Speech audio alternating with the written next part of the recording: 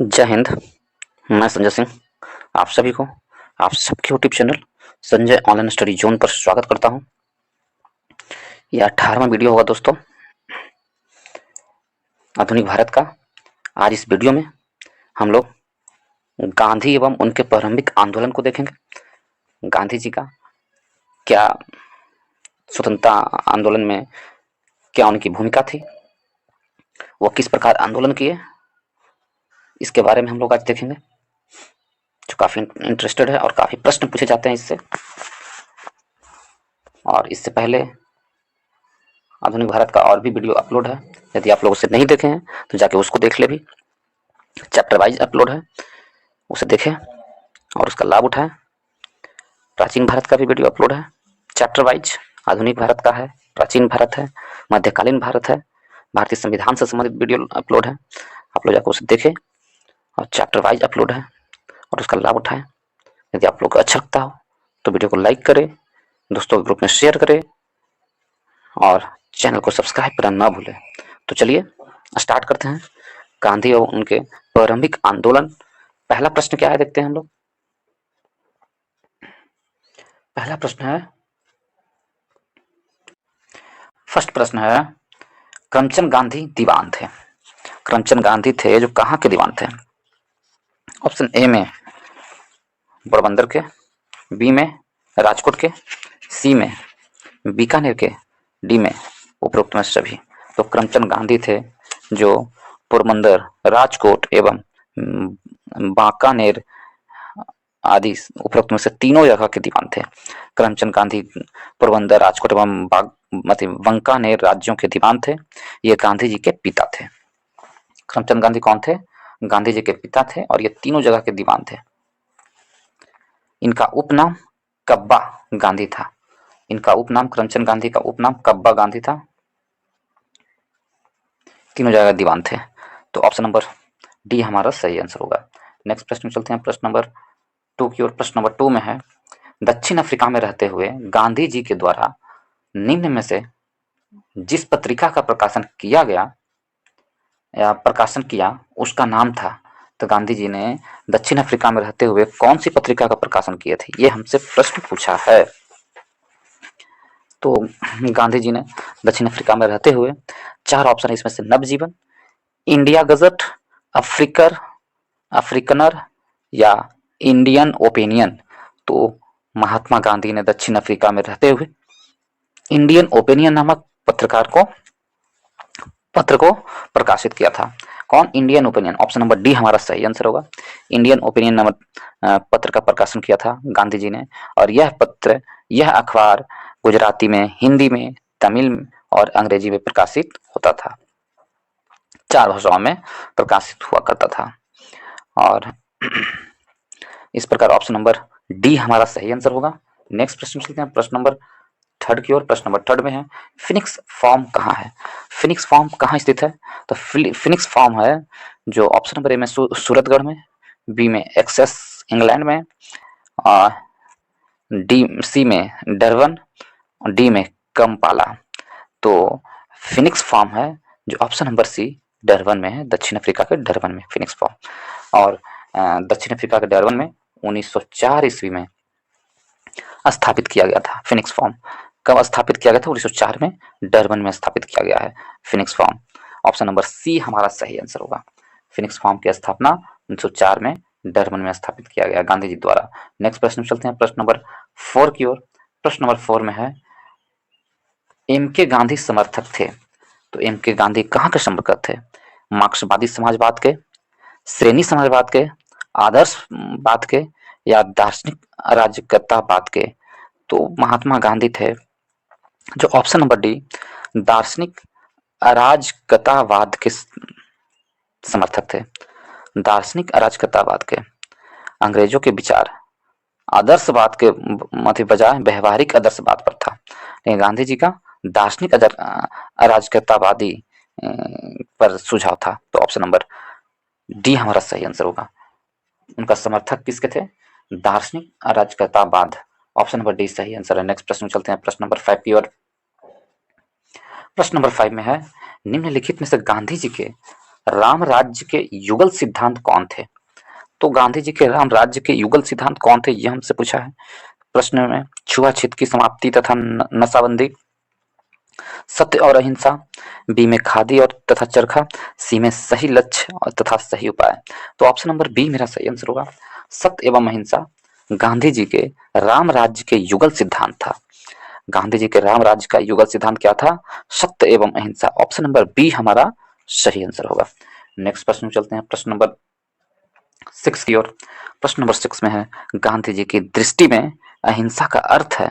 तो गांधी जी की दृष्टि में अहिंसा का अर्थ है सत्य की प्राप्ति का रास्ता। ऑप्शन नंबर ए हमारा सही आंसर होगा।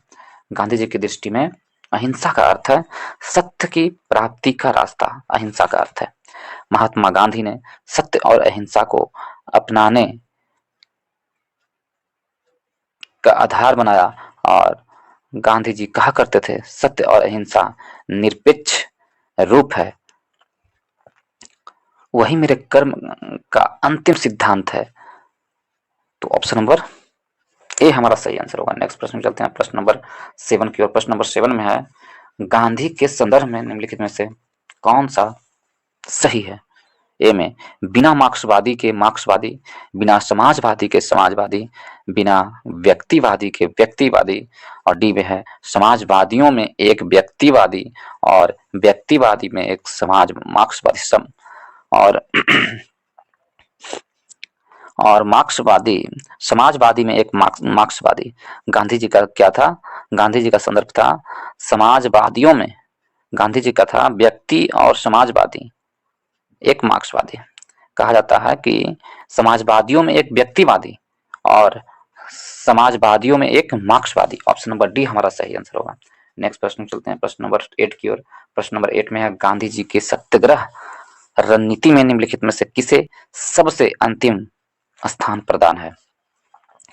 तो गांधी जी के सत्याग्रह रणनीति में निम्नलिखित में से किसे सबसे अंतिम स्थान प्रदान है?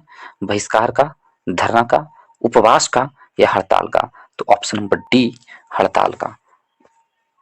गांधी जी के सत्याग्रह रणनीति में सबसे अंतिम पड़ाव किसका है? हड़ताल का। ऑप्शन नंबर डी हमारा सही आंसर है। नेक्स्ट प्रश्न पे चलते हैं, प्रश्न नंबर 9 की ओर।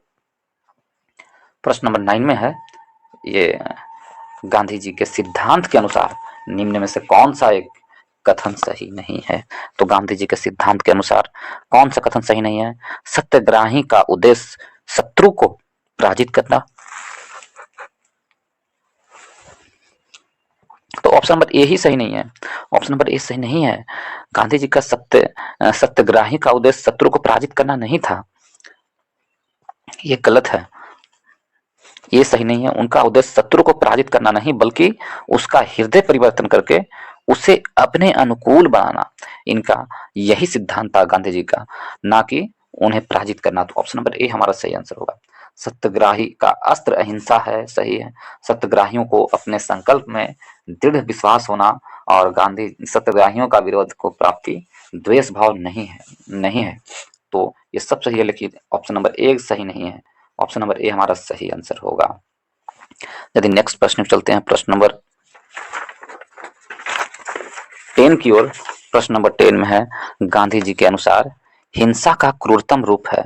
तो गांधी जी के अनुसार हिंसा का क्रूरतम रूप क्या है? ए में गरीबी का अस्थायित्व, बी में गोवध, सी में मानव हत्या और डी में महिलाओं और बच्चों का उत्पीड़न।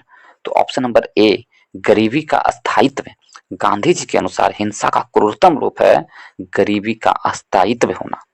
गरीबी का अस्थायित्व होना क्रूरता का हिंसा का क्रूरतम रूप है ये। ऑप्शन नंबर ए हमारा सही आंसर होगा। सॉरी, ऑप्शन नंबर ए हमारा सही आंसर होगा। गांधी जी के अनुसार हिंसा का क्रूरतम रूप है गरीबी का अस्थायित्व होना। ऑप्शन नंबर ए सही आंसर है। नेक्स्ट प्रश्न चलते हैं दोस्तों, नेक्स्ट प्रश्न नंबर 11 में। प्रश्न नंबर 11 में कहा जा रहा है, गांधी जी ने परिवार नियोजन हेतु क्या तरीका बताया? तो गांधी जी ने परिवार नियोजन हेतु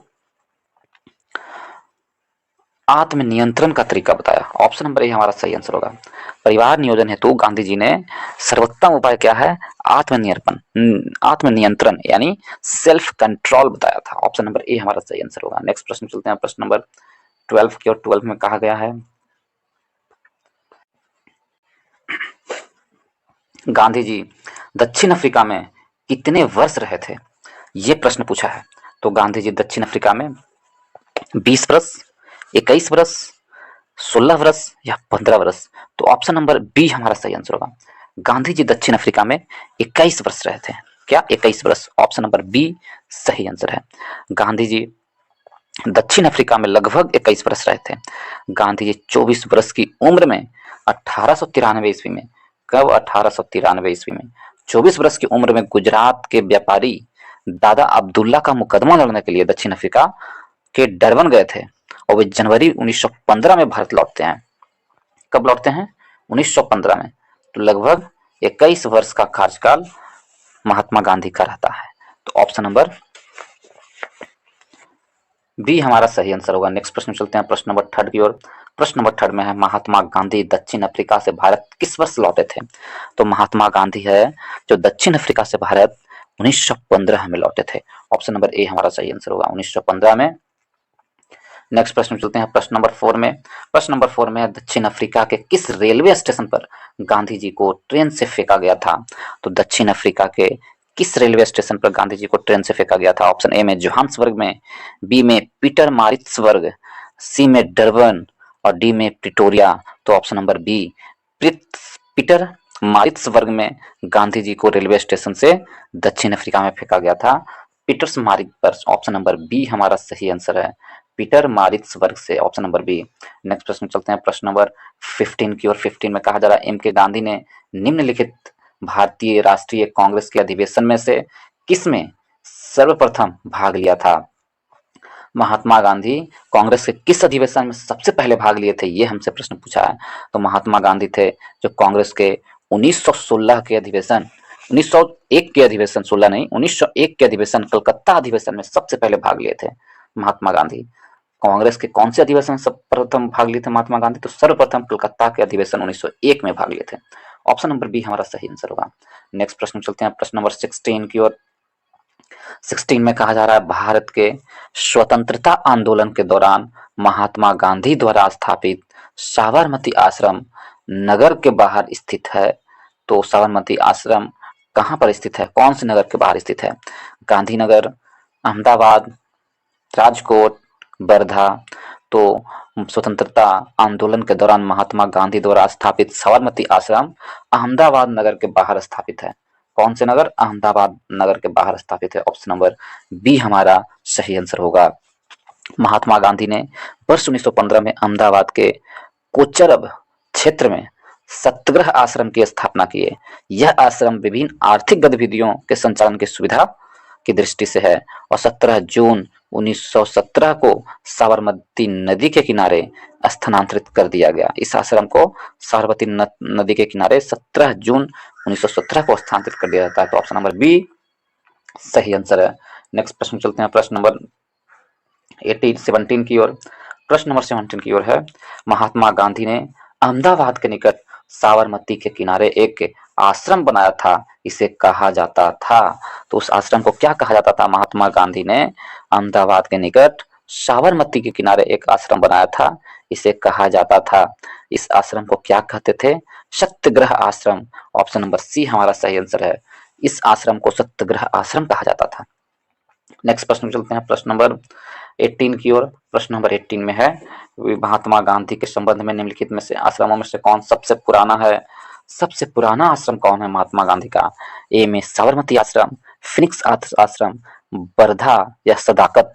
तो ऑप्शन नंबर बी फिनिक्स आश्रम है महात्मा गांधी के सबसे पुराना आश्रम है। गांधी जी ने फिनिक्स आश्रम डरबन दक्षिण अफ्रीका में बनाया था। गांधी जी ने आश्रम कब बनाए थे? तो दक्षिण अफ्रीका में डरबन में बनाए थे। 1904 में एक आश्रम स्थापित किए थे। कब? डरबन में 1904 में एक आश्रम स्थापित किए थे महात्मा गांधी ने। जो फिनिक्स आश्रम 27 फरवरी 2000 को दोबारा खोला गया। 27 फरवरी 2000 को फिर से फिनिक्स आश्रम को खोला गया है डरबन में। और फिनिक्स महात्मा गांधी द्वारा स्थापित प्रथम आश्रम था। महात्मा गांधी द्वारा स्थापित प्रथम आश्रम था फिनिक्स आश्रम। ऑप्शन नंबर बी हमारा सही आंसर है। नेक्स्ट प्रश्न चलते हैं प्रश्न नंबर 1919 में गांधी जी ने सेवा धर्म कहाँ अपनाया था? तो गांधी जी ने सेवा धर्म कहाँ अपनाया था? मुंबई में, शांति निकेतन में, दक्षिण अफ्रीका में या पुणे में? तो ऑप्शन नंबर सी हमारा सही आंसर होगा। गांधी जी ने सेवा धर्म दक्षिण अफ्रीका में अपनाया था। कहाँ? दक्षिण अफ्रीका में। ऑप्शन नंबर सी हमारा सही आंसर है। नेक्स्ट प्रश्न चलते हैं, प्रश्न नंबर 20 की ओर। महात्मा गांधी के राजनीतिक गुरु कौन थे? तो महात्मा गांधी के राजनीतिक गुरु गोपाल कृष्ण गोखले थे। ऑप्शन नंबर डी हमारा सही आंसर होगा। महात्मा गांधी के राजनीतिक गुरु कौन थे? गोपाल कृष्ण गोखले महात्मा गांधी के राजनीतिक गुरु थे। ऑप्शन नंबर डी हमारा सही आंसर होगा। नेक्स्ट प्रश्न चलते हैं, प्रश्न नंबर 21 की ओर। 21 में है, महात्मा गांधी के अनुसार राजनीतिक का तात्पर्य था।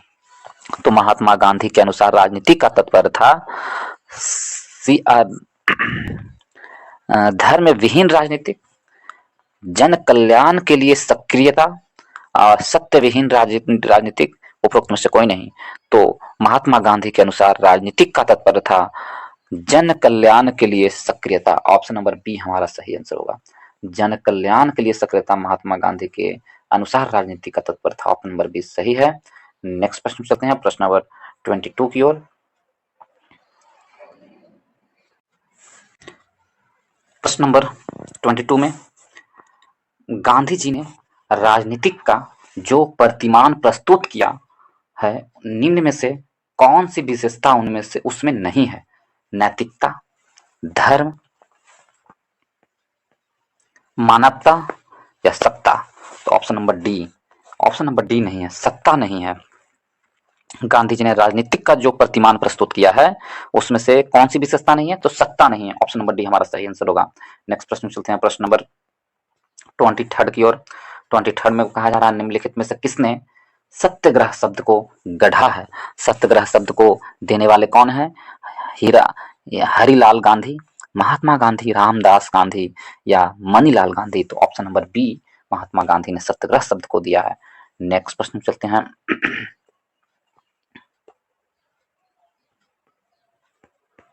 24 में, भारत के स्वतंत्रता संघर्ष के दौरान सबसे पहले सत्याग्रह किसने किया था?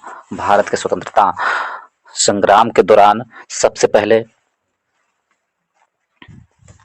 किसने किया था? तो भारत के स्वतंत्रता संग्राम के दौरान सबसे पहले सत्याग्रह का प्रयोग महात्मा गांधी ने किया था। किसने? महात्मा गांधी ने। महात्मा गांधी के भतीजा जो थे, भतीजे मगन लाल गांधी द्वारा सत्याग्रह शब्द का प्रयोग एक प्रतियोगिता में किया गया जिसमें उनका पुरस्कार प्राप्त हुआ। सत्याग्रह शब्द का प्रयोग उन सबसे पहले किसने किए थे? तो मगन लाल गांधी थे। इसमें मगन लाल गांधी नहीं है, इसलिए ऑप्शन नंबर बी उसमें था। इस प्रश्न के बारे में 23 के लिए बोला जा रहा है, सत्याग्रह का शब्द का प्रयोग किसने किया था? सबसे पहले मगन लाल गांधी ने सबसे पहले प्रयोग किया था एक प्रतियोगिता में, जिसके लिए उन्हें पुरस्कार भी मिला था, लेकिन उनका नाम नहीं है, तो इसलिए ऑप्शन नंबर बी मेरा सही आंसर है 23 का। 24 का ऑप्शन नंबर डी सही है, महात्मा गांधी।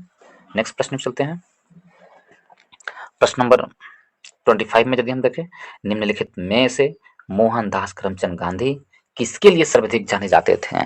तो मोहनदास करमचंद गांधी किसके लिए सबसे अधिक जाने जाते हैं? ऑप्शन ए में है, भारतीय स्वतंत्रता को प्राप्त करने के लिए, निष्क्रिय विरोध करने के लिए। तो ऑप्शन नंबर ए हमारा सही आंसर है। भारतीय स्वतंत्रता को प्राप्त करने के लिए, निष्क्रिय विरोध करने के लिए जाने जाते हैं। ऑप्शन नंबर ए सही आंसर है। नेक्स्ट प्रश्न चलते हैं, प्रश्न नंबर 26 की ओर। 26 में है, निम्नलिखित में से किसने कहा था विदेशी वस्त्रों की बर्बादी किसने कहा था कि विदेशी वस्त्रों की बर्बादी ही उनके साथ सर्वोत्तम व्यवहार है? ये किसने कहा था? रविन्द्रनाथ टैगोर ने, महात्मा गांधी ने, चित्तरंजन दास ने या सुभाष चंद्र बोस ने? तो option number B Mahatma Gandhi ने कहा था कि विदेशी वस्त्रों की बर्बादी ही उनके साथ सर्वोत्तम व्यवहार है। ऑप्शन नंबर बी हमारा सही आंसर है। नेक्स्ट प्रश्न चलते हैं, प्रश्न नंबर 27 की ओर। 27 में है, ब्रिटिश निर्मित उत्पादों का गांधी का बहिष्कार प्रभावी हुआ क्योंकि ब्रिटेन भारत का एक बड़ा क्या था? तो ब्रिटेन भारत का एक बड़ा नौ परिवहन केंद्र समझा जाता था, औद्योगिक केंद्र समझा जाता था, या निर्मित वस्तुओं का बाजार समझता था, खनिज संसाधनों का स्रोत समझता था? तो ऑप्शन नंबर सी निर्मित वस्तुओं का बाजार समझता था। ब्रिटिश निर्मित उत्पादों का गांधी जी का व्यवहार बहिष्कृत प्रभावी हुआ क्योंकि ब्रिटेन निर्मित वस्तुओं का बाजार समझता था भारत को। ऑप्शन नंबर सी हमारा सही आंसर है। नेक्स्ट प्रश्न चलते हैं, प्रश्न नंबर 28 की ओर। 28 में है, महात्मा गांधी के राजनीतिक जीवन की निम्नलिखित घटनाओं का कालक्रम क्या है? तो महात्मा गांधी के राजनीतिक जीवन का घटना है चंपारण, सही है। चंपारण 1917 में, कालानुक्रम सबसे पहले चंपारण, अहमदाबाद अहमदाबाद मिल हड़ताल, ये भी 1918 में हुआ था, तो फरवरी 1918 में, फरवरी मार्च 1918 में, और खेड़ा मार्च 1918 में,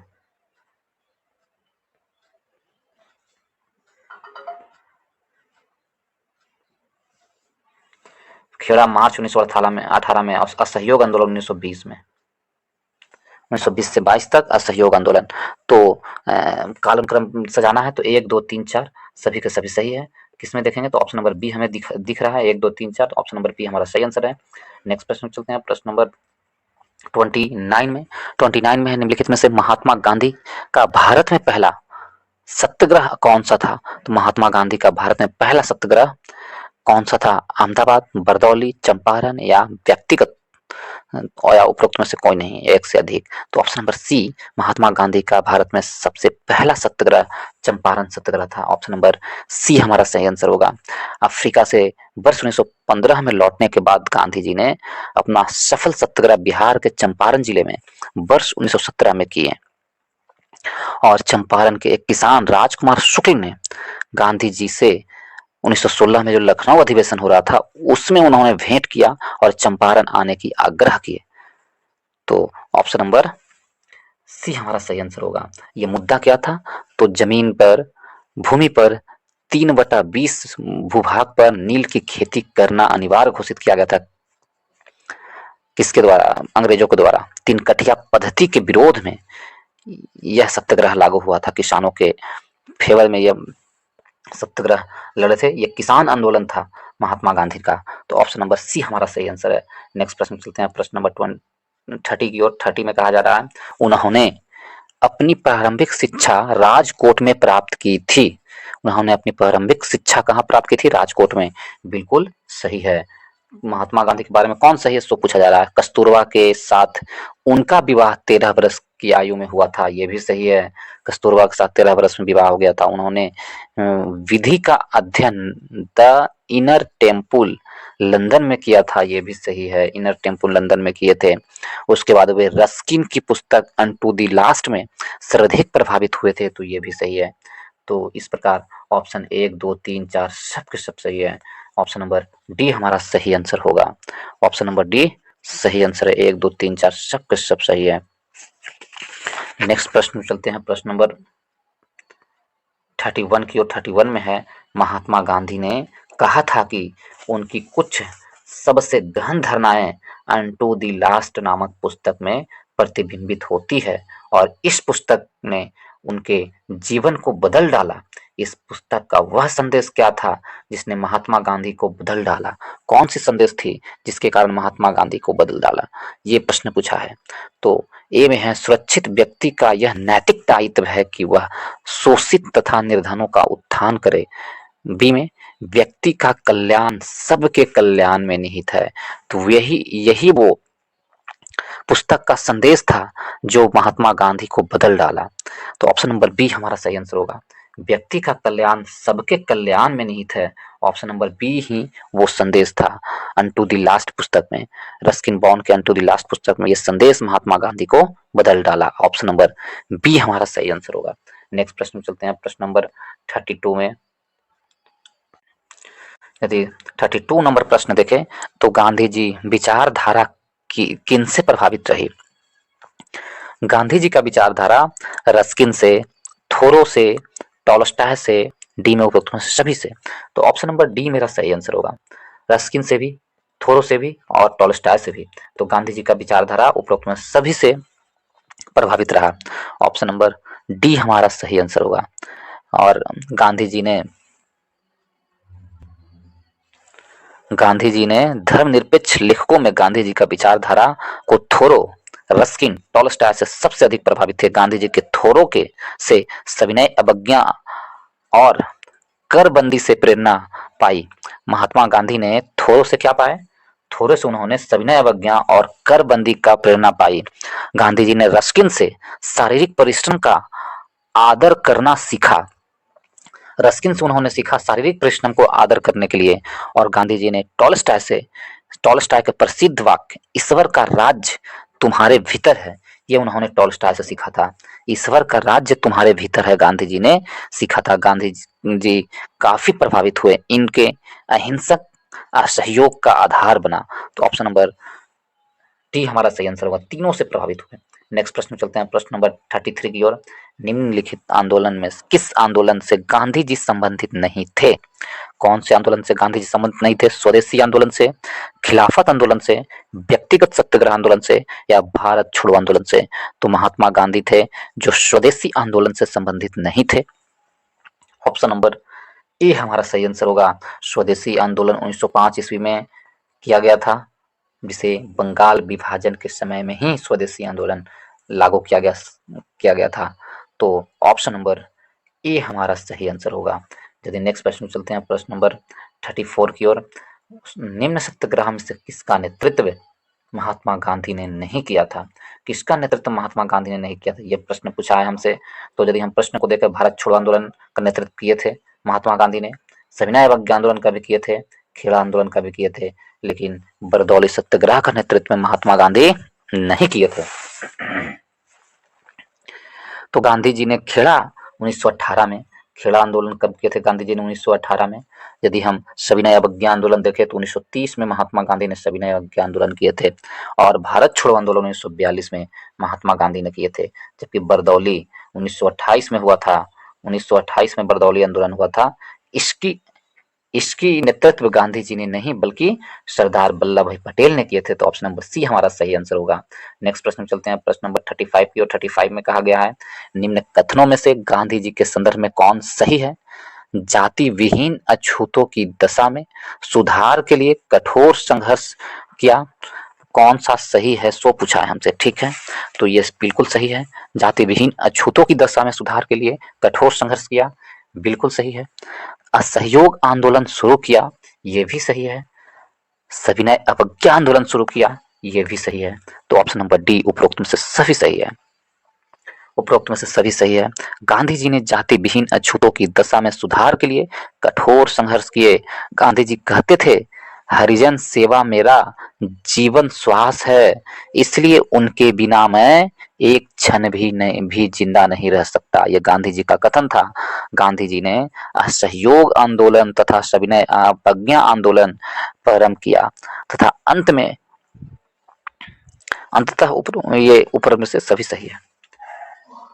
ऑप्शन नंबर डी हमारा सही आंसर है। नेक्स्ट प्रश्न चलते हैं, प्रश्न नंबर 36 में कहा गया है, महात्मा गांधी को सर्वप्रथम राष्ट्रपिता किसने कहा था? तो महात्मा गांधी को सर्वप्रथम राष्ट्रपिता किसने कहा था, ये प्रश्न है।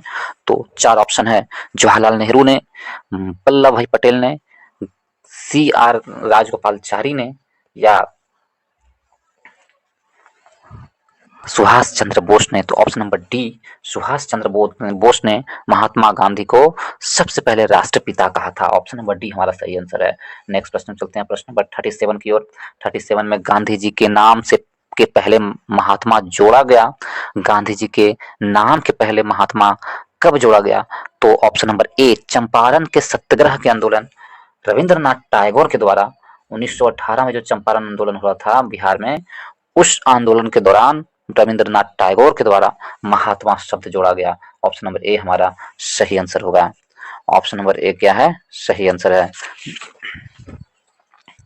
ठीक है, यदि हम नेक्स्ट प्रश्न पर चलते हैं, प्रश्न नंबर 38 की ओर। 38 में कहा गया है, निम्नलिखित में से किसने गांधी जी को सर्वप्रथम महात्मा के तौर पर संबोधित किया था? तो किसने किया था, ये प्रश्न पूछा है। तो ये किसने किए थे? तो ऑप्शन नंबर सी हमारा सही आंसर होगा।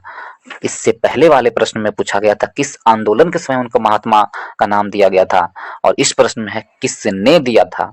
तो ऑप्शन नंबर सी हमारा सही आंसर है। रविंद्रनाथ टैगोर ने चंपारण आंदोलन की सफलता के नेतृत्व करने के कारण रविंद्रनाथ टैगोर ने किन्हें?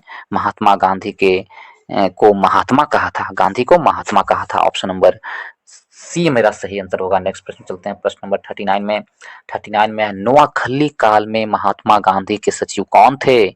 तो नोआखली काल में महात्मा गांधी के सचिव प्यारे लाल थे। ऑप्शन नंबर सी हमारा सही आंसर होगा। प्यारे लाल नोआखली काल में महात्मा गांधी के सचिव थे। ऑप्शन नंबर सी सही आंसर है। और प्यारे लाल के बहन डॉक्टर सुशीला नैयर गांधी जी के व्यक्तिगत चिकित्सक थी।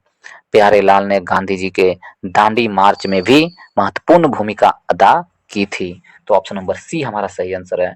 नेक्स्ट प्रश्न चलते हैं, प्रश्न नंबर 40 की ओर।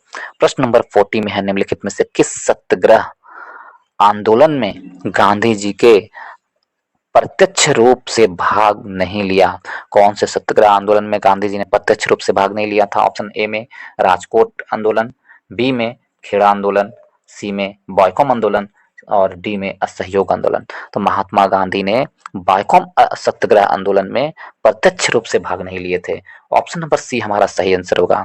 बॉयकॉम सत्याग्रह आंदोलन में प्रत्यक्ष रूप से भाग नहीं लिए थे। कौन सा सही होगा? तो ऑप्शन नंबर सी हमारा सही आंसर होगा। नेक्स्ट प्रश्न चलते हैं, प्रश्न नंबर 41 की ओर। 41 में है, महात्मा गांधी का छत्तीसगढ़ में प्रथम आगमन कब हुआ था? तो महात्मा गांधी का छत्तीसगढ़ में प्रथम आगमन कब हुआ था? 4 ऑप्शन है, इसमें से ऑप्शन नंबर बी हमारा सही आंसर होगा। 20 दिसंबर 1920 को महात्मा गांधी का छत्तीसगढ़ में आगमन हुआ था। छत्तीसगढ़ में महात्मा गांधी का प्रथम आगमन 20 दिसंबर 1920 को रायपुर स्थित धमतारी में हुआ था। इसके अतिरिक्त वे 26 नवंबर 1933 को भी यहाँ पर आए थे। छत्तीसगढ़ में 20 में आए थे, फिर 33 में भी आए थे। ऑप्शन नंबर बी हमारा सही आंसर होगा। नेक्स्ट प्रश्न में चलते हैं, प्रश्न नंबर 42 में गांधी जी के 42 में है, गांधी के निम्नलिखित अनुयायियों में से कौन पेशे से एक शिक्षक था? तो पेशे से एक शिक्षक कौन था? ए एन सिन्हा एक वकील थे, ब्रिज किशोर प्रसाद वकील थे और जेवी कृपलानी एक शिक्षक थे, डॉक्टर राजेंद्र प्रसाद। तो ऑप्शन नंबर सी जेवी कृपलानी एक पेशे से शिक्षक था। शिक्षक थे कौन? जेवी कृपलानी। ऑप्शन नंबर सी हमारा सही आंसर होगा। और डॉक्टर राजेंद्र प्रसाद भी एक पेशे से वकील थे। वो शिक्षा के कार्य भी किए हैं, लेकिन वो भी एक पेशे से वकील थे। तो ऑप्शन नंबर सी हमारा सही आंसर होगा। नेक्स्ट प्रश्न चलते हैं, प्रश्न नंबर 43 की ओर। 43 में है, निम्न उद्योगपतियों में से कौन व्यक्ति लंबे समय तक एआईसीसी के खजांची रहे तथा सन 1923 में जेल भी गए? वो कौन व्यक्ति थे? जीडी बिड़ला, जमनालाल बजाज, जेआरडी टाटा, बालचंद हीराचंद।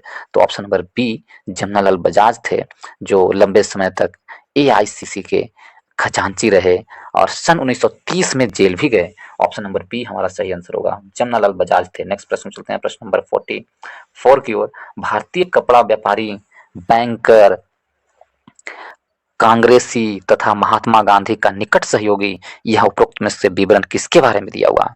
जीडी बिड़ला के बारे में, एम आर जयकर के बारे में, जमनालाल बजाज के बारे में या बी एस श्रीनिवासन शास्त्री के बारे में? तो option number C Jamnalal Bajaj के बारे में। जमनालाल बजाज कपड़ा व्यापारी, बैंकर, कांग्रेसी समाजवादी कार्यकर्ता और महात्मा गांधी के निकट सहयोगी थे। ऑप्शन नंबर सी हमारा सही आंसर है। नेक्स्ट प्रश्न में चलते हैं, प्रश्न नंबर 45 की ओर। 45 में स्वाधीनता आंदोलन के दौरान महात्मा गांधी के करीबी अंग्रेज मित्र थे। स्वदेशी आंदोलन के दौरान महात्मा गांधी के करीबी अंग्रेज मित्र कौन थे? Reverend Thomas More, A O Hume, reverend Charlie Andrews, William Bowell. तो option number C reverend Charlie Andrews थे। स्वाधीनता आंदोलन के दौरान महात्मा गांधी के करीबी अंग्रेज मित्र रेवरेंड चार्ली एंड्रयूज थे। ऑप्शन नंबर सी हमारा सही आंसर था। ऑप्शन नंबर सी सही आंसर था। चार्ल्स एंड्रयूज जो थे, दीनबंधु एंड्रयूज भी कहा जाता था। वो सेंट स्टीफेंस कॉलेज दिल्ली में प्राध्यापक थे। दिल्ली में क्या थे? वो प्राध्यापक थे। तो उनसे गहरा लगाव था गांधी जी का। तो ऑप्शन नंबर सी मेरा सही आंसर होगा। इन्हें ही दीनबंधु कहा जाता है। चार्ली एंड्रयूज को ही दीनबंधु भी कहा जाता है। ऑप्शन नंबर सी सही आंसर है। नेक्स्ट प्रश्न में चलते हैं, प्रश्न नंबर 46 की ओर। 46 में है, निम्नलिखित कारागार को महात्मा गांधी ने, निम्नलिखित कारागार को महात्मा गांधी जी ने मंदिर कहा था? कौन कारागार को? नैनिक को, यरवदा को, सेलुलर को या आगा खां पैलेस को? तो ऑप्शन नंबर बी हमारा सही आंसर होगा। यरवदा यरवदा यरवदा कारागार को महात्मा गांधी ने मंदिर कहा था। ऑप्शन नंबर बी हमारा सही आंसर होगा। यदि नेक्स्ट प्रश्न में चलते हैं, प्रश्न नंबर 47 में है भारत की स्वाधीनता के समय महात्मा गांधी। तो भारत के स्वाधीनता के समय महात्मा गांधी क्या थे? तो भारत की स्वाधीनता के समय महात्मा गांधी कांग्रेस के सदस्य नहीं थे। ऑप्शन नंबर बी हमारा सही आंसर है। ऑप्शन नंबर बी सही आंसर है। भारत के स्वाधीनता के समय महात्मा गांधी कांग्रेस के सदस्य नहीं थे। नेक्स्ट प्रश्न, ऑप्शन नंबर बी हमारा सही आंसर होगा। नेक्स्ट प्रश्न में चलते हैं। 48 में कहा गया है गांधी जी की मृत्यु पर किसने कहा था हमारे जीवन से प्रकाश चला गया? किसने कहा था गांधी जी की मृत्यु पर कि हमारे जीवन से प्रकाश चला गया? तो लॉर्ड माउंटबेटन ने, डॉक्टर राजेंद्र प्रसाद ने, डॉक्टर एस राधाकृष्णन ने, जवाहरलाल नेहरू ने? तो option number D Jawaharlal Nehru ने कहा था। 30 जनवरी 1948 को जवाहरलाल नेहरू 30 जनवरी 1948 को नाथूराम गॉडसे ने गांधी जी को गोली मार दी। उनकी मृत्यु पर भारत के तत्कालीन प्रधानमंत्री पंडित जवाहरलाल नेहरू ने कहा था हमारे जीवन से प्रकाश चला गया है, हमारे चतुर्दिक अंधकार ही अंधकार है, यानी हमारे चारों तरफ अंधकार ही अंधकार है। मैं नहीं समझ पा रहा हूं कि आपसे क्या कहूं और कैसे कहूं। राष्ट्रपिता जिन्हें हम प्यार से बापू कहते थे हमारे बीच नहीं रहे। ये किन्होंने कहा था? गांधी जवाहरलाल नेहरू ने कहा था हमारे जीवन से प्रकाश चला गया है। पूरा कथन ये था इनका। तो ऑप्शन नंबर डी हमारा सही आंसर होगा। जवाहरलाल नेहरू ने, पंडित जवाहरलाल नेहरू जो भारत के उस समय प्रधानमंत्री थे। नेक्स्ट प्रश्न चलते हैं। प्रश्न नंबर 49 में गांधी जी को वन मैन बाउंड्री फोर्स कहकर किसने संबोधित किया था? तो महात्मा गांधी को वन मैन बाउंड्री फोर्स कहकर लॉर्ड माउंटबेटन ने संबोधित किया था, one man boundary force. Option number C हमारा सही आंसर होगा। की उपाधि प्रदान की थी। जो काम 50,000 हथियारबंद सिपाही नहीं कर सकते थे वह काम गांधी जी ने अकेले कर दिखाया था, इस कारण से उन्होंने ऐसा कहा था। ऑप्शन नंबर सी हमारा सही आंसर है। नेक्स्ट प्रश्न चलते हैं, प्रश्न नंबर 50 की ओर। 50 में कहा जा रहा है निम्नलिखित में से किसने महात्मा गांधी को आदेशित किया था कि वह भारत में प्रथम वर्ष खुले कान पर मुंह बंद कर व्यतीत करें? किसने महात्मा गांधी को सलाह दिया था कि भारत में 1 वर्ष तक आप पहले कान खुला रखें पर मुंह बंद रख करके पूरा भारत का यात्रा करे या व्यतीत करे? ये किसने कहा था? तो ऑप्शन नंबर डी हमारा सही आंसर होगा। गोपाल कृष्ण गोखले ने कहा था महात्मा गांधी को। ये किन्होंने कहा था खुले कान पर मुंह बंद? गोपाल कृष्ण गोखले ने। गोपाल कृष्ण गोखले राजनीतिक गुरु मानते हैं महात्मा गांधी उनको। गोपाल कृष्ण गोखले ने महात्मा गांधी को आदेशित किया था कि वह भारत में प्रथम वर्ष खुले कान पर के साथ लेकिन मुंह बंद कर व्यतीत करे। ऑप्शन नंबर डी हमारा सही आंसर होगा। नेक्स्ट प्रश्न चलते हैं 51 की ओर। भारतीय राजनीतिक में प्रवेश के पूर्व 1 वर्ष तक देश में पर्यवेक्षक एवं विद्यार्थी के रूप में रहने की सलाह गांधी जी को किसने दी थी? तो उनको महात्मा गांधी को यह सलाह राम गोपाल कृष्ण गोखले ने दिया था। ऑप्शन नंबर सी हमारा सही आंसर होगा। ऑप्शन नंबर सी 1915 में जब अफ्रीका से भारत वापस आने के पश्चात गोपाल कृष्ण गोखले ने उन्हें 1 वर्ष तक भारत का भ्रमण करके देश की वास्तविक स्थिति से अवगत होने के लिए सलाह दिए थे। ऑप्शन नंबर सी हमारा सही आंसर है। नेक्स्ट प्रश्न की ओर चलते हैं, प्रश्न नंबर 52 की ओर। 52 में है निम्नलिखित में से कौन कहा करते थे गलत साधन हमें कभी भी सही उद्देश्य तक नहीं ले जाते हैं? ये कौन कहा करते थे कि गलत साधन कभी भी हमें सही उद्देश्य तक नहीं ले जाते हैं? ये महात्मा गांधी जी ने कहे थे। ऑप्शन नंबर बी हमारा सही आंसर हुआ है। महात्मा गांधी ने ये कहे थे कि गलत साधन कभी भी हमें सही उद्देश्य तक नहीं ले जाती है। नेक्स्ट प्रश्न में चलते हैं, प्रश्न नंबर 53 की ओर। 53 में कहा जा रहा है निम्नलिखित में से कौन इस सिद्धांत के प्रबल समर्थक थे कि जो नैतिक दृष्टिकोण से गलत है वह राजनीतिक दृष्टिकोण से कभी सही नहीं हो सकता। राजनीतिक दृष्टिकोण से कभी सही नहीं हो सकता जो नैतिक दृष्टिकोण से गलत है। ये किसने कहा था? जवाहरलाल नेहरू ने, सरदार पटेल ने, एम के गांधी ने, सी आर गोपालचारी ने। तो ऑप्शन नंबर सी, एम के गांधी ने कहा था जो राजनीतिक दृष्टि से कभी सही नहीं हो सकता, नैतिक दृष्टि से गलत है वो राजनीतिक दृष्टि से कभी सही नहीं हो सकता, महात्मा गांधी ने कहा था। ऑप्शन नंबर सी हमारा सही आंसर होगा। नेक्स्ट प्रश्न में चलते हैं, प्रश्न नंबर 54 में। 54 में कहा गया है गांधी जी ने अपना पहला सत्याग्रह आरंभ किया था। तो महात्मा गांधी जी ने अपना पहला सत्याग्रह कहाँ से आरंभ किए थे? चार ऑप्शन है। तुर्की में ब्रिटिश आक्रमण के विरुद्ध, 1935 के भारत सरकार अधिनियम के विरुद्ध, मजदूरों को कम वेतन दिए जाने के विरुद्ध, या रॉलेट एक्ट के विरुद्ध। तो ऑप्शन नंबर सी, मजदूरों को कम वेतन दिए जाने के विरुद्ध गांधी जी ने अपना पहला सत्याग्रह आरंभ किए थे। ऑप्शन नंबर सी हमारा सही आंसर होगा। यदि नेक्स्ट प्रश्न चलते हैं, प्रश्न नंबर 55 में। 55 में कहा गया है निम्न में से किस आंदोलन में महात्मा गांधी ने पहली बार भूख हड़ताल का प्रयोग हथियार के रूप में किया था? तो महात्मा गांधी ने पहली बार भूख हड़ताल का प्रयोग हथियार के रूप में अहमदाबाद की हड़ताल आंदोलन में, अहमदाबाद जो मिल आंदोलन था उसमें उन्होंने भूख हड़ताल को सबसे पहले हथियार के रूप में उपयोग किया था। ऑप्शन नंबर सी हमारा सही आंसर होगा। 1918 में अहमदाबाद के मिल आंदोलन जो किए थे उसमें उन्होंने भूख हड़ताल पहली बार किए थे। ऑप्शन नंबर सी सही आंसर है। नेक्स्ट प्रश्न चलते हैं, प्रश्न नंबर 56 में।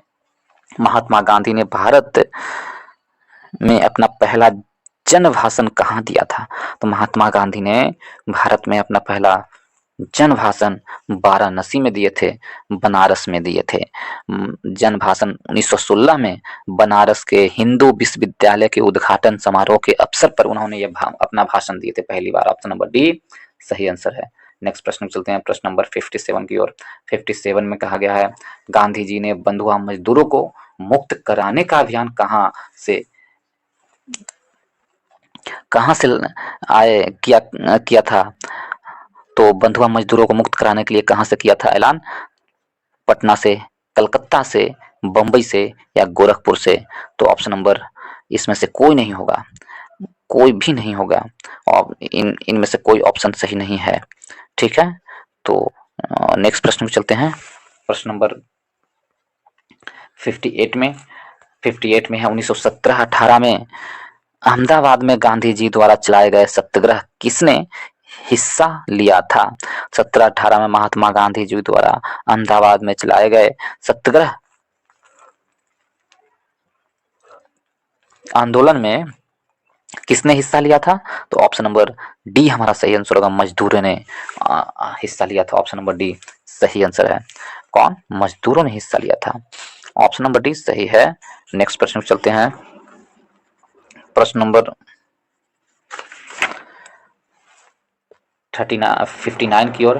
59 में कहा जा रहा है निम्नलिखित में से महात्मा गांधी का कौन सा संघर्ष औद्योगिक श्रमिकों से संबंधित था? औद्योगिक श्रमिकों से संबंधित था कौन सा संघर्ष महात्मा गांधी का? तो ये देख रहे हैं चंपारण सत्याग्रह, अहमदाबाद संघर्ष, खेड़ा संघर्ष, उपरोक्त में से कोई नहीं। तो अहमदाबाद संघर्ष था जो महात्मा गांधी का औद्योगिक श्रमिकों से संबंधित था। ऑप्शन नंबर बी हमारा सही आंसर है। नेक्स्ट प्रश्न चलते हैं, प्रश्न नंबर 60 की ओर। प्रश्न नंबर 60 में है निम्नलिखित में से किसके लिए अहमदाबाद सत्याग्रह आरंभ किया गया था? तो अहमदाबाद सत्याग्रह आरंभ किसके लिए किया गया था? किसानों के लिए, सूती मिल कामगारों के लिए, आभूषण कारीगरों के लिए, प्रेस की स्वतंत्रता के लिए। तो ऑप्शन नंबर बी, सूती मिल कामगारों के लिए अहमदाबाद सत्याग्रह आरंभ किया गया था। ऑप्शन नंबर बी हमारा सही आंसर है। नेक्स्ट प्रश्न चलते हैं 61 में। 61 में है गांधी जी के ट्रस्टीशिप, गांधी जी के ट्रस्टीशिप के सिद्धांत के प्रतिपाद के संबंध में निम्नलिखित युग्म में से कौन सा एक सही है? तो गांधी जी के ट्रस्टीशिप सिद्धांत के प्रतिपाद के संदर्भ में निम्नलिखित युग्म में से कौन सा सही है?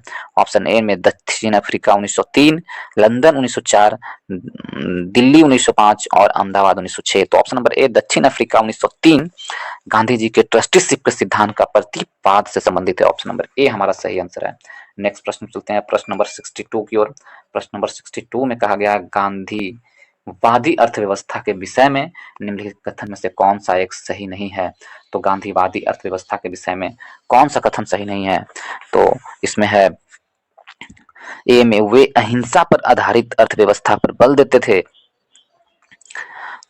कौन सा सही नहीं है? ये सही है, वे अहिंसा पर आधारित अर्थव्यवस्था पर बल देते थे।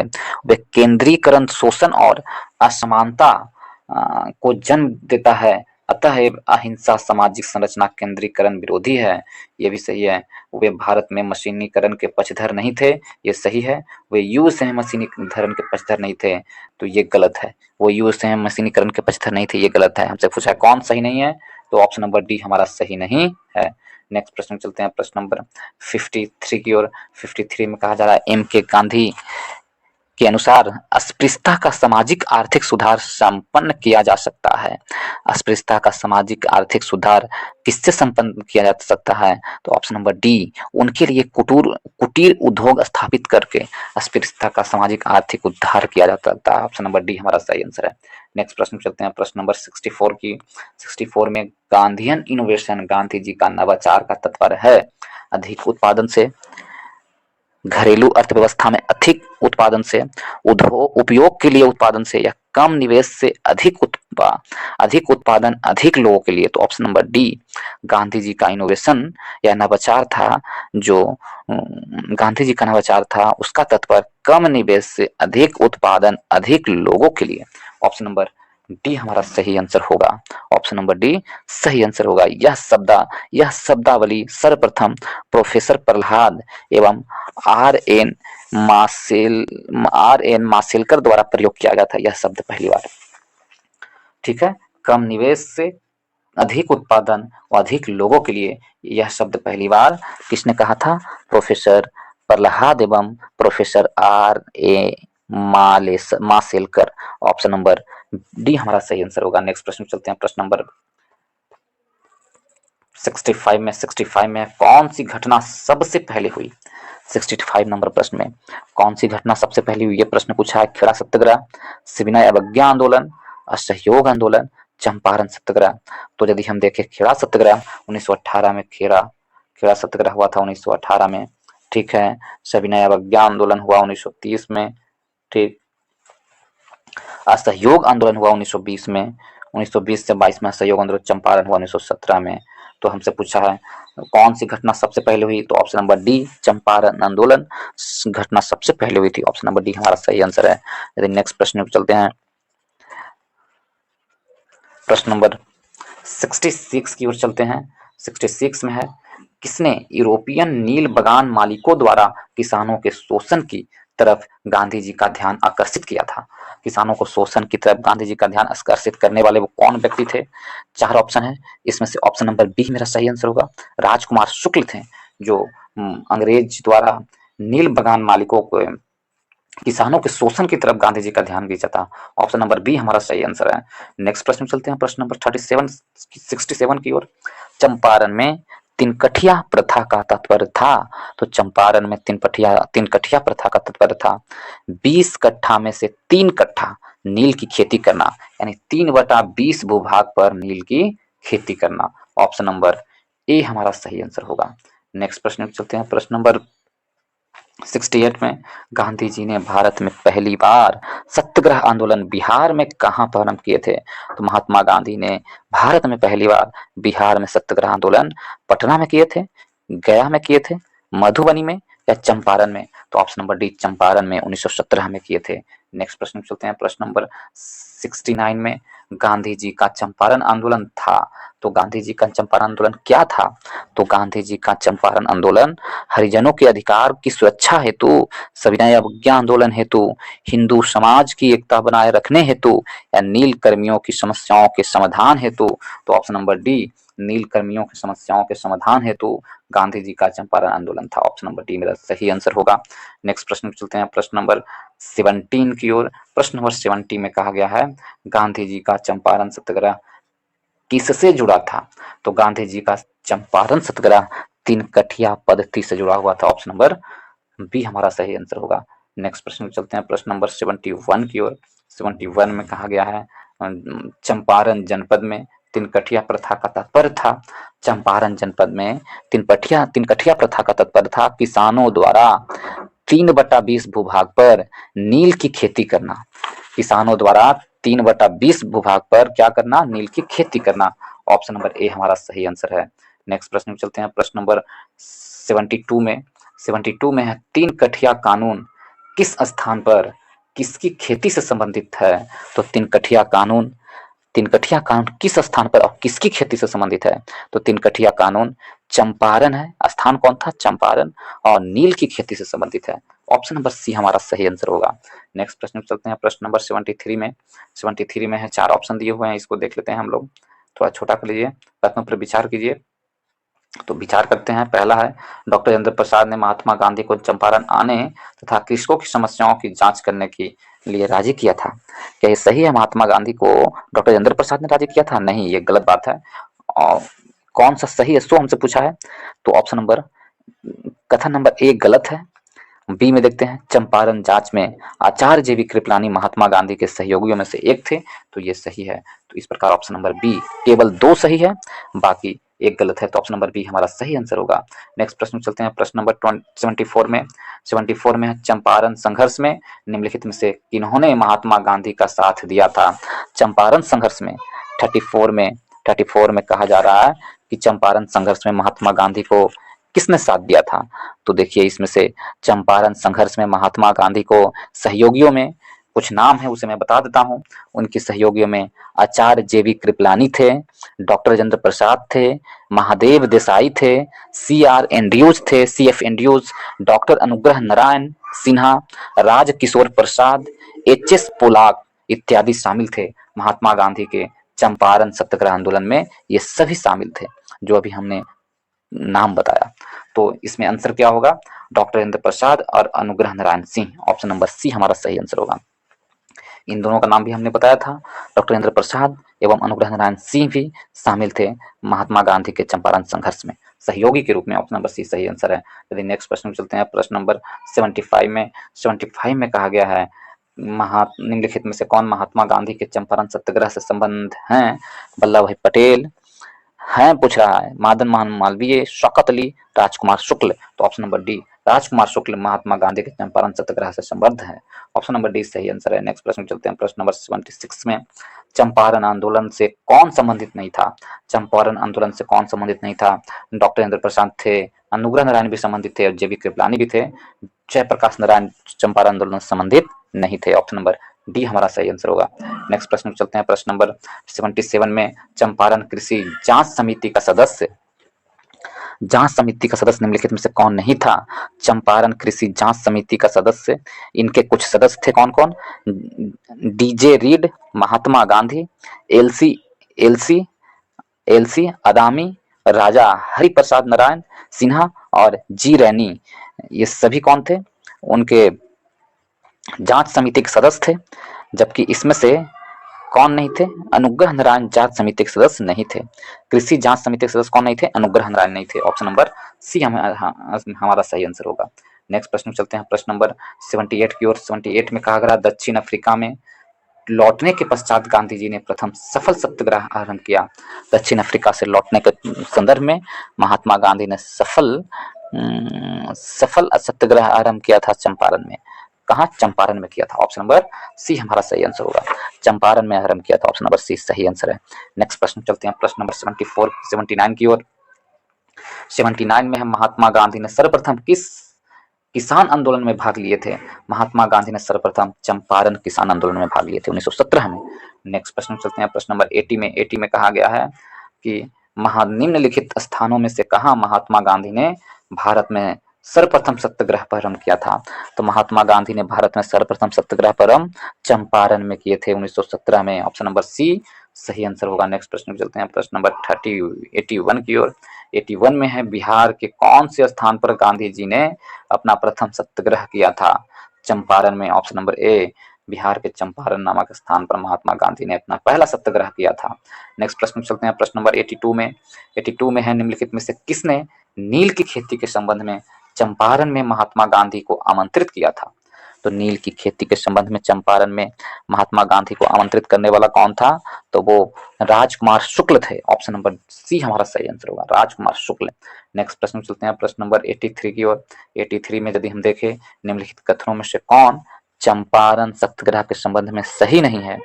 तो ऑप्शन नंबर डी, यह प्रथम आंदोलन था जिसे एक एम के गांधी ने संपूर्ण भारत के स्तर पर आरंभ किया था। ऑप्शन नंबर डी हमारा सही आंसर हुआ। यह प्रथम आंदोलन था जिसे एम के गांधी ने संपूर्ण भारत के स्तर पर आंदोलन किया था। ऑप्शन नंबर डी सही आंसर होगा। नेक्स्ट प्रश्न में चलते हैं, प्रश्न नंबर 84 की ओर। 84 में चंपारण नील आंदोलन के राष्ट्रीय नेता कौन थे? चंपारण नील आंदोलन के राष्ट्रीय नेता महात्मा गांधी थे। 1917 में यह हुआ था और ऑप्शन नंबर ए हमारा सही आंसर है। नेक्स्ट प्रश्न में चलते हैं, प्रश्न नंबर 85 में। 85 नंबर प्रश्न में कहा जा रहा, गांधी जी के चंपारण सत्याग्रह का किसने विरोध किया था? गांधी जी जब चंपारण सत्याग्रह कर रहे थे उसका विरोध किसने किया था? चार ऑप्शन है, रविंद्रनाथ टैगोर ने, एन जी रंगा ने, राम कुमार शुक्ल ने, या राजेंद्र प्रसाद ने। तो राजेंद्र प्रसाद तो इसमें भाग लिए ही थे और राजकुमार शुक्ल बुलाए थे। रविंद्रनाथ टैगोर इसकी सफलता पर महात्मा का कहा था, जबकि एन जी रंगा है जो चंपारण सत्याग्रह का विरोध किए थे। महात्मा गांधी के जो चंपारण सत्याग्रह था उसे विरोध किए थे एन जी रंगा। ऑप्शन नंबर बी हमारा सही आंसर है। नेक्स्ट प्रश्न एवं इस वीडियो का लास्ट प्रश्न होगा दोस्तों। इस वीडियो का महात्मा गांधी एवं उनके प्रारंभिक आंदोलन का ये लास्ट वीडियो होगा, लास्ट प्रश्न होगा दोस्तों। यदि आप लोगों को अच्छा लगा हो तो वीडियो को लाइक करें, दोस्तों के ग्रुप में शेयर करें, फेसबुक एवं व्हाट्सएप ग्रुप में शेयर करें, और इंस्टाग्राम में, फेसबुक, व्हाट्सएप, ट्विटर सभी जगह आप लोग शेयर करें, और वीडियो को, चैनल को सब्सक्राइब करना ना भूलें। तो चलिए लास्ट प्रश्न को देखते हैं। खेड़ा के किसान आंदोलन में किसानों के पक्ष में महात्मा गांधी के सत्याग्रह संगठित करने का क्या कारण था? कारण क्या था जो संगठित किए थे? फर्स्ट कारण है कि अकाल पड़ने के बावजूद प्रशासन ने भू राजस्व की उगाही स्थगित नहीं की थी। तो अकाल पड़ने के बावजूद भी प्रशासन ने भू राजस्व की उगाही नहीं की थी, ये सही है। और प्रशासन का यह प्रस्ताव था कि गुजरात में अस्थायी बंदोबस्ती लागू कर दिया जाए, तो बी गलत है। इस प्रकार केवल और केवल एक कथन सही है, बी गलत है। खेड़ा आंदोलन 1918 में हुआ था। कब? 1918 में। ठीक है, तो ऑप्शन नंबर ए हमारा सही है, केवल एक सही है। इसके साथ ही इस वीडियो को समाप्त करता हूं दोस्तों। यदि आप लोगों को अच्छा लगा हो तो वीडियो को लाइक करें, शेयर करें दोस्तों के ग्रुप में, फेसबुक एवं व्हाट्सएप ग्रुप में, और वीडियो को, चैनल को सब्सक्राइब करना ना भूलें। तो चलिए वीडियो को समाप्त करते हैं। वीडियो को देखने के लिए बहुत बहुत धन्यवाद, बहुत बहुत धन्यवाद।